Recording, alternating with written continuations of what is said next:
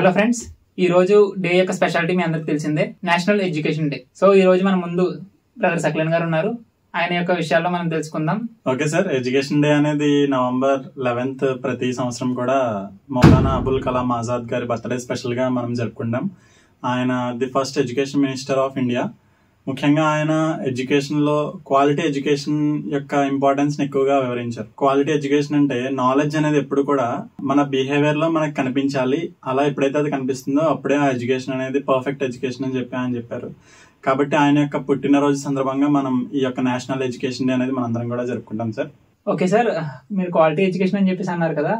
So ఇప్పుడు ఉన్న సమాజంలో చూసుకున్నట్లయితే క్వాలిటీ ఎడ్యుకేషన్ కాకుండా ఇన్స్టెంట్ ఎడ్యుకేషన్ ఎక్కువైపోయింది కదా. ఏదైనా క్వాలిటీగా నేర్చుకునే కంటే ఫ్రాక్షన్ ఆఫ్ సెకండ్స్ లో, అంటే ఒక లెక్క చేయాలన్నా సరే క్యాలిక్యులేటర్ యూజ్ చేసి చేయడం, ఏదైనా క్వశ్చన్ తెలుసుకోవాలంటే చాట్ జీపీటీలోకి వెళ్ళి చేయడం. సో ఇలా ఇన్స్టెంట్ ఎడ్యుకేషన్ అనేది పెరిగిపోయింది కదా, దీని మీద మీ ఒపీనియన్ ఏంటి? అవును సార్, మీరు చెప్పింది నేను కూడా గమనించాను. మా ఫ్రెండ్స్ లో కూడా చాలా మంది ఇన్స్టెంట్ గా రిజల్ట్స్ కావాలని కోరుకుంటారు. జనరల్ గా ప్రతి మనిషి కూడా సాధారణంగా ఇన్స్టెంట్ గా ఏదైనా జరిగిపోతే అతనికి చాలా ఇష్టం.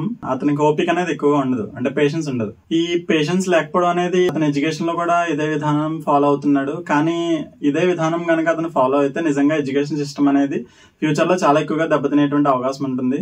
ఎందుకంటే ఈ రోజు చదువుకునేటువంటి స్టూడెంట్స్ చాలా మంది 90% దాదాపుగా వాళ్ళ నాలెడ్జ్ గెయిన్ చేసుకోవడానికి వాళ్ళు చదువుతున్నారా, లేకపోతే కేవలం సర్టిఫికేట్ నాకు వస్తే చాలు అనే విధానంతో చదువుతున్నారా? మీరు చెప్పండి. నిజంగా యాజ్ యూజువల్ గా అందరూ కూడా సర్టిఫికేట్ కోసం చదువుతున్నారు, నాలెడ్జ్ కోసం ఇప్పుడు ఎవరు చూడట్లేదు. నా నాలెడ్జ్ ఎంతవరకు పెరుగుతుంది అనేది ఎవరు కూడా పట్టించుకోవట్లేదు. నా క్వాలిఫికేషన్ పెరుగుతుందా లేదా అని చెప్పి చూసుకుంటున్నారు. దీనికంటే బిగ్గెస్ట్ ఫెయిల్యూర్ ఈ రోజు మనం మన ఎడ్యుకేషన్ సిస్టమ్ లో మనం చూడలేం. కాబట్టి ఇంటెలెక్చువల్ డిపెండెన్స్ అనేది స్టూడెంట్స్ అందరిలో కూడా పెరిగిపోతుంది. అంటే తమ సొంత మైండ్ ని యూజ్ చేసి క్రియేటివ్ థాట్స్ అనేవి వాళ్ళు ఆలోచించకుండా ప్రతిదీ కూడా డిపెండెన్స్, అంటే ఒక ఫోన్ లో ఒక AI లో వాళ్ళు డిపెండ్ అయిపోయి దాంట్లో వచ్చినటువంటి థాట్స్ నే వాళ్ళు ఇన్స్టెంట్ గా తీసుకుని దాన్నే వాళ్ళు ఫాలో అయిపోతున్నారు తప్పితే ఒక విషయం గురించి కూర్చుని ఆలోచించి సరైనటువంటి నిర్ణయం తీసుకునేటువంటి క్యాపబిలిటీ వాళ్ళలో ఈ రోజు మనం చూడలేకపోతున్నాం. ఓకే సార్, మీరు చెప్పిన విషయాలన్నీ కూడా చాలా బాగున్నాయి. ఇప్పుడున్న సిచ్యువేషన్స్ లో చూస్తూ ఉంటే పేరెంట్స్ చిన్నప్పటి నుంచే పిల్లలకి గోల్ అనేది పెట్టేస్తూ ఉన్నారు. కానీ ఆ యొక్క పిల్లలు ఆ గోల్స్ ని రీచ్ అవ్వకుండా చాలా వెనకబడిపోతున్నారు.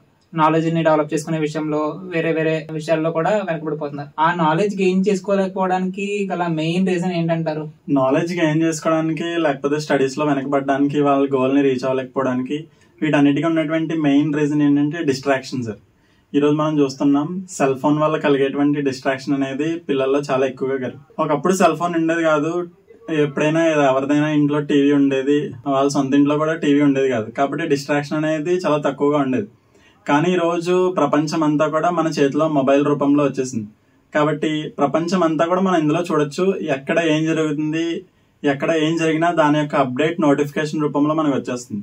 ఉదాహరణకి వాట్సాప్ అని, ఇన్స్టాగ్రామ్ అని, లేకపోతే ఫేస్బుక్ అని, ఇలాంటి ఎన్నో యాప్స్ ని మనం కూడా యూజ్ చేస్తూ ఉన్నాం. అయితే వీటి యొక్క యూసేజ్ అనేది ఎక్కువగా అయిపోవడం వల్ల లైఫ్ అనేది ఎక్కువగా దీంట్లోనే పడిపోయి స్టూడెంట్ లైఫ్ అనేది ఎండ్ అయిపోతుంది. ఎలా అంటే సాధారణంగా ఒక స్టూడెంట్ రోజుకి 7 గంటల పాటు ఫోన్ యూజ్ చేయడాన్ని మనం చూస్తున్నాం. అంటే దాదాపుగా తన లైఫ్ లో 15-16 సంవత్సరాల పాటు అతను ఫోనే యూజ్ చేస్తూ ఉన్నాడు. అంటే ఇంత డిస్ట్రాక్షన్ అనేది మొబైల్ వల్ల జరుగుతుంది. ఈ డిస్ట్రాక్షన్ ని మనం ఎప్పుడైతే తగ్గించుకుంటామో, మన మైండ్ ని ఈ డిస్ట్రాక్షన్ నుంచి మనం ఎప్పుడైతే కంట్రోల్ చేసుకుంటామో అప్పుడు ఖచ్చితంగా మన యొక్క నాలెడ్జ్ కూడా గెయిన్ చేసుకునేటువంటి అవకాశం ఉంటుంది. ఇంకా మన కెరియర్ లేకపోతే మన యొక్క గోల్ ని కూడా మనం చాలా తొందరగా రీచ్ అయ్యేటువంటి అవకాశం ఉంటుంది. ఓకే సార్, చాలా మంచి విషయాలు చెప్పారు. బట్ ఇప్పుడున్న ఎడ్యుకేషన్ సిస్టమ్ వల్ల మైండ్ అనేది కంట్రోల్ అవుతుందా? అంటే ఈ డిస్ట్రాక్షన్ నుంచి మనం తప్పించుకోగలమా? ఇప్పుడు ఉన్నటువంటి ఎడ్యుకేషన్ సిస్టమ్ అనేది నిజంగా మన మైండ్ ని కంట్రోల్ చేసే క్యాపబిలిటీ ఉందంటే నేను లేదనే చెప్పగలను. ఎందుకంటే చూడండి, మన బాడీలో చాలా పార్ట్స్ ఉంటాయి. ఉదాహరణకి హార్ట్ కానీ, మన లంగ్స్ కానీ, డైజెస్టివ్ సిస్టమ్ కానీ, లేకపోతే ఎక్స్క్రీటరీ సిస్టమ్ కానీ, ఇవి ఏవైనా మన కంట్రోల్లో ఉంటాయో చెప్పండి? మరి ఎవరి కంట్రోల్లో ఉంటాయంటారు? ఇవన్నీ కూడా ఇవన్నీ ఎవరైతే క్రియేట్ చేశాడో ఆయన యొక్క కంట్రోల్లో ఉంటాయి.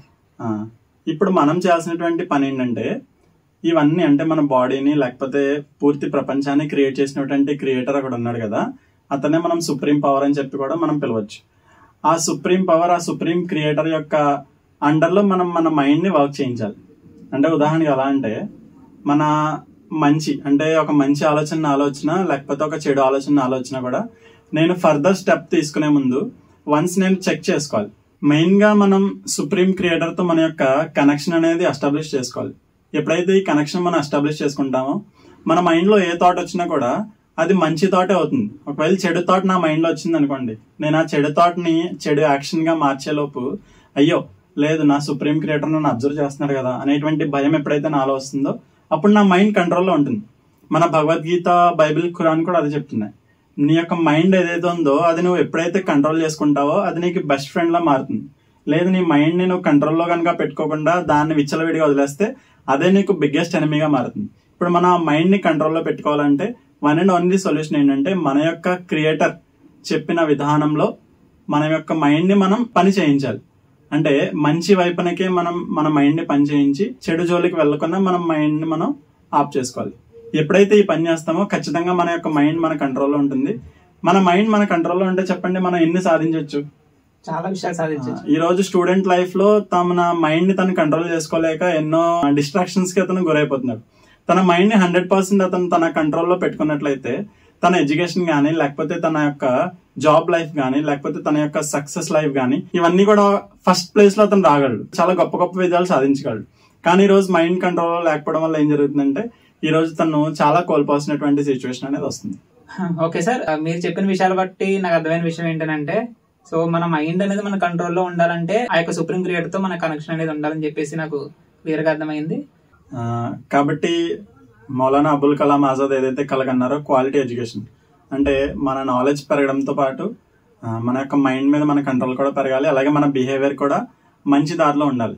ఇవన్నీ ఎప్పుడైతే మనం సాధించగలమో నిజమైనటువంటి క్వాలిటీ ఎడ్యుకేషన్ అనేది మనలో వస్తుంది.